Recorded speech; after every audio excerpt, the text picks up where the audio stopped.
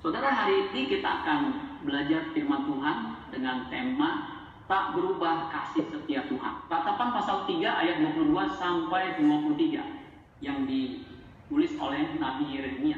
Kitab Ratapan ini ditulis tahun 586, itu abad 6 sebelum Masehi, yaitu ketika Yerusalem runtuh, Yerusalem dalam pembuangan, jatuh di Babel. Saudara bisa baca bersama-sama dengan saya. 1, 2, 3. Tak berkesudahan kasih setia Tuhan, tak habis-habisnya rahmatnya, selalu baru setiap pagi besar kesetiaan. Saudara, dari ayat ini kita belajar kasih Tuhan dikatakan tidak berkesudahan, rahmatnya tidak habis-habisnya. Jadi ada dua kata di situ, yaitu kasih setia Tuhan dan rahmatnya, yang dikatakan tidak berkesudahan dan tidak habis. Bahkan dikatakan selalu baru tiap pagi. Jadi baru setiap pagi. Nah, kasih setia bahasa Ibraninya kesed. Kesed itu artinya goodness. Selain goodness, kesed artinya kindness. Selain itu, arti kata kesed juga faithfulness, yaitu kesetiaan, faithfulness. Nah, King James itu memakai kata mercy atau mercies, bentuknya jamak. Nah, yang menarik saudara, kata kesed, kasih setia, itu dalam bahasa Yunaninya agathos, yang artinya goodness. Rahmat itu bahasa Ibraninya rakam. Rakam itu artinya womb. Ya, womb itu rahim. Kata raham selain womb secara letterless, dia juga artinya compassion. Compassion ini belas kasihan. Kemudian rakam juga artinya tender love. Tender love itu artinya kasih yang lembut. Kita juga bahas tentang tak berkesudahan. Tak berkesudahan itu dari bahasa Ibrani lo tamam. Lo itu tidak bahasa Ibraninya. Nah, kita lihat tamam. Tamam itu artinya to be finished, artinya habis, artinya terus menerus akan selalu ada. Nah, yang kedua dari kata Ibrani di ayat itu adalah tak habis-habisnya. Lo kalah. Jadi habis-habisnya itu bahasa Ibraninya kalah. Artinya itu to complete, to accomplish, ya, selesai. Sehingga ketika ada kata tidak akan selesai. Ya. Artinya kasih setia Tuhan tidak akan selesai selama kita ada di bumi ini. Yang menarik, kata ini juga artinya tidak pernah gagal. Karena kata kalah itu artinya gagal. Sehingga kata lo kalah artinya tidak pernah gagal. Itu kasih setia Tuhan. Nah, untuk itu saudara, coba kita lihat terjemahan beberapa ayat dalam bahasa Inggris. Kenapa saya sampaikan ini? Karena kata kasih setia dan rahmat Tuhan itu sering disalahpahami. Kasih setia Tuhan sering dianggap hanya sebatas kebutuhan jasmani. Padahal saudara, kasih setia Tuhan tidak melulu, kalau kita lihat bahasa aslinya, tidak ada tambahan yang bersifat jasmani sama sekali. Kalau ada tambahan atau dikonotasikan kasih setia Tuhan itu berkat jasmani, salah. Firman Allah yang hidup itu mengatakan begini, kasih sayangnya tidak pernah habis. Jadi ingat, kasih sayangnya tidak pernah apa? Habis. Kemurahannya melindungi kita dari kemusnahan yang mutlak. Jadi kemurahan Tuhan itu melindungi kita dari kemusnahan yang mutlak. Kemusnahan yang mutlak itu bukan mati ketika kita di bumi. Karena semua orang juga akan mati. Tetapi kemusnahan yang mutlak adalah kematian kedua, yaitu kematian di mana kita masuk neraka dan kekal abadi. Nah, kemurahan Tuhan itu melindungi kita. Kita terhindar dari apa? Kematian kedua, neraka jahanam. Ayat 23, besarlah kesetiaan Tuhan. Kebaikannya, jadi kebaikan Tuhan, kasih sayang, kasih setia atau kasih sayang dan kemurahan itu namanya kebaikan Tuhan, dikatakan selalu apa? Baru setiap hari. Yang terakhir, saudara, maksudnya yang terakhir untuk dua ayat yang saya sampaikan. Versi mudah dibaca, ini memudahkan kita membacanya dan juga memahaminya. Kita masih hidup karena kasih setia Tuhan tidak pernah berakhir. Jadi kalau kita masih hidup di bumi ini, itu karena apa? Kasih setia Tuhan yang tidak pernah berakhir. Kasih setia Tuhan yang tidak pernah berakhir, tidak pernah berubah, baik dulu, sekarang, sampai selama-lamanya. Ayat 23 dikatakan setiap pagi kasih setia Tuhan itu, setiap pagi Ia menunjukkannya. Nyanya itu menunjuk kepada kasih setia.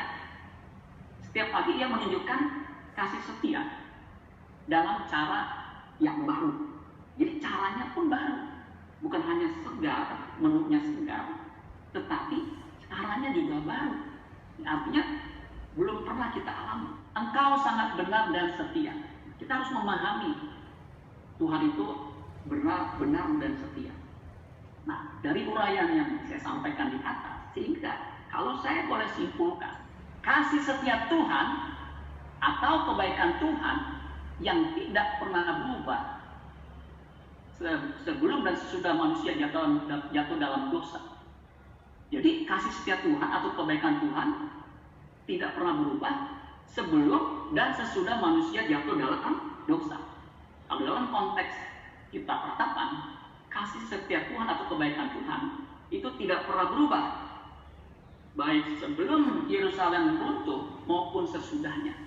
Kita suka berpikir kasih setia Tuhan itu berubah ketika kita mengalami penderitaan. Nah, kasih setia Tuhan tidak pernah berubah. Saya kaitkan dengan perjanjian baru. Tadi saya katakan kasih setia Tuhan yang saya simpulkan tidak pernah berubah sebelum dan sesudah manusia jatuh dalam dosa. Kalau konteks dekatnya, sebelum dan sesudah Yerusalem runtuh tidak pernah berubah.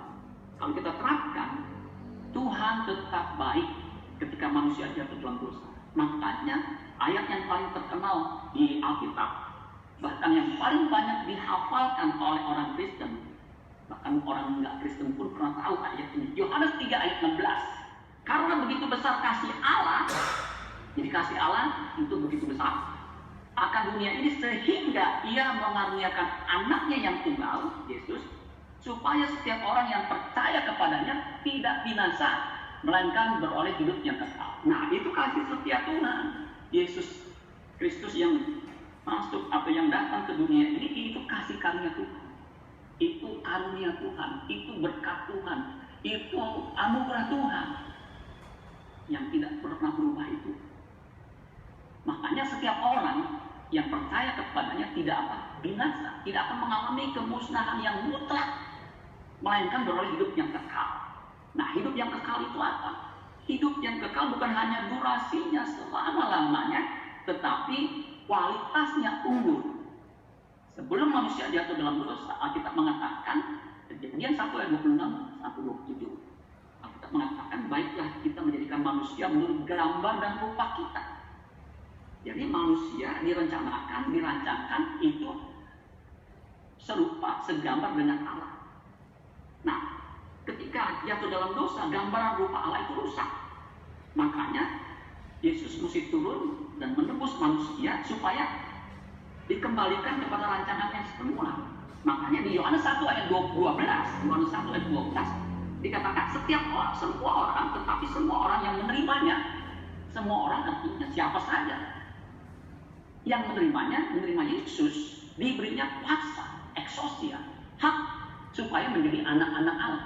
Anak-anak Allah itu punya potensi, punya kemampuan untuk menjadi serupa dengan Allah Bapa, menjadi gambar atau rupanya seperti Bapa di surga. Yaitu mereka yang percaya dalam nama. Jadi kita yang percaya dalam nama Yesus, kita diberi kuasa menjadi anak Allah. Bukan hanya statusnya sebagai anak Allah, sebagai orang Kristen, tetapi keberadaannya juga harus menjadi seperti Kristus. Nah, keberadaan sebagai anak Allah yang memiliki kodrat ilahi, itu yang kita harus perjuangkan untuk meresponi kasih setia Allah.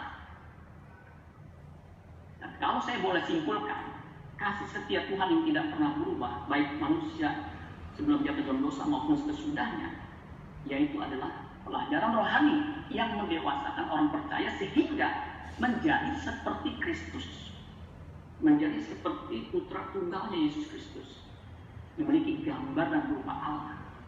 Makanya kasih setia Tuhan adalah pembentukan Tuhan agar kita menjadi seperti Kristus. Itu adalah berkat abadi yang menghindarkan kita dari kemusnahan yang mutlak.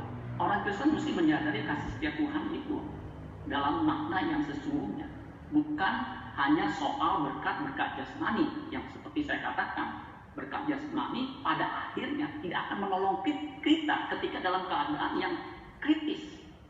Sesungguhnya manusia pada suatu kali kelak akan memasuki keadaan yang kritis, yaitu kematian jasmani. Di Roma pasal 8 ayat 28 dikatakan begini, Roma 8 ayat 28. Roma 8 ayat 28 dikatakan, kita tahu sekarang bahwa Allah turut bekerja dalam segala sesuatu untuk mendatangkan kebaikan bagi mereka yang mengasihi Dia, yaitu bagi mereka yang terpanggil sesuai dengan rencana Allah. Nah, di situ dikatakan apa? Allah turut bekerja dalam segala sesuatu untuk mendatangkan kebaikan.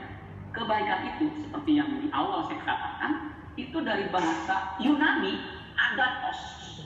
Nah, kebaikannya itu kasih karunia-Nya akan diusahakan oleh Allah dan kita harus meresponnya. Makanya dikatakan Allah turut bekerja dalam segala sesuatu, bahkan dalam hal-hal yang detail untuk mendatangkan kebaikan bagi mereka yang mengasihi Dia, yaitu bagi mereka yang terpanggil sesuai dengan rencana Allah. Saudara dan saya yang percaya Yesus sebagai Tuhan dan Juru Selamat, itu orang yang dipanggil sesuai dengan rencana Allah.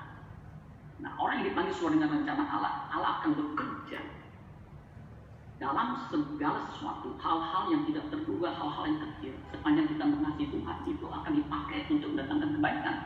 Kebaikannya apa? Ayat 29.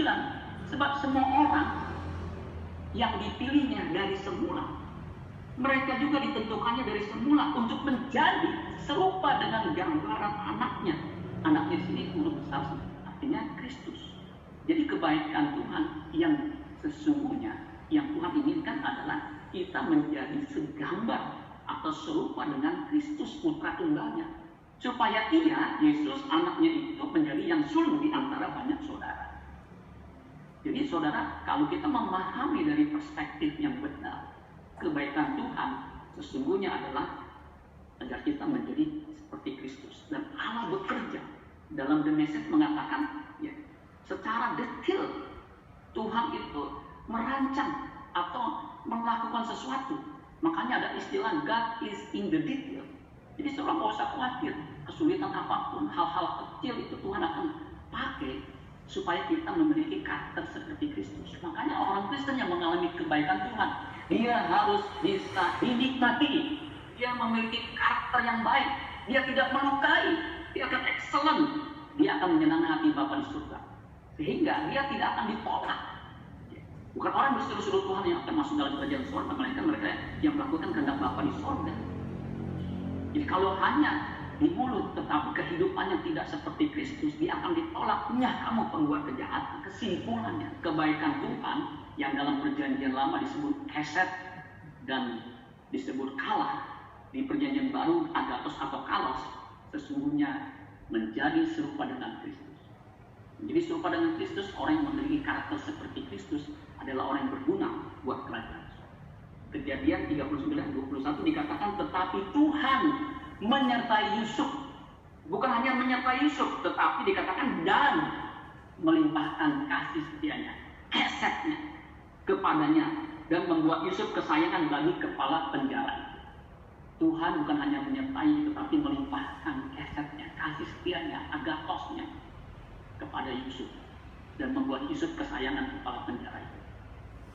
Kita bisa ganti kata Yusuf dengan nama saudara masing-masing. Bukan hanya kesayangan kepala penjara, tetapi lebih penting, lebih perlu adalah menjadi kesayangan Tuhan Yesus Kristus, menjadi kesayangan, anak kesayangan Bapa di surga. Sebagaimana Yesus ketika dibaptis, inilah anakku yang kukasihi, kepadanya lah aku berkenan. Biar kita menjadi orang yang berkenan kepada Tuhan. Amin, Tuhan.